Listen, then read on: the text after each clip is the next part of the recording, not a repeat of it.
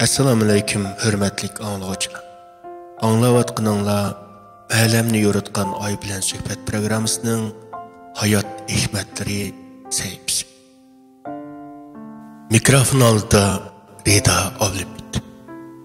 Bir kuni bir yosh yigit gretsiyalik mashhur siyosiy faylasuf Sokratdan so'rabdi.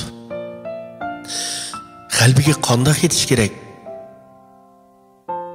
Sokrat uningga "Men bilaman, sana qalbiga qanday yetish kerakligini ko'rsatib qo'yay" deb bir daryo bo'yiga ilib ketdi.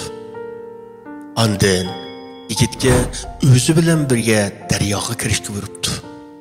Daryoning yerimiga kelib, suv har ikkisining bo'yniga kelganda Sokrat tuyuqsizlik hiliqi yigitning bo'ynidan beshini suv bostirishga boshlabdi.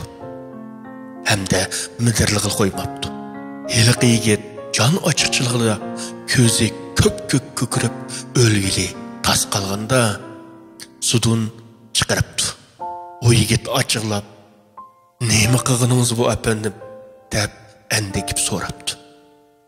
Sokrat, "Sen boya suning ichida tinolmayotganingda dunyoda hammadan bak nimani orzu qilding?" deb so'rabdi. Yigit darhol, "Albatta havo" deb javob berdi. Sokrat, "Sen qalbini boya tinolmayotganda havoni orzu qilgandek, ana shundoq orzu qilganingda ondan uningga yetsan" deb javob berdi.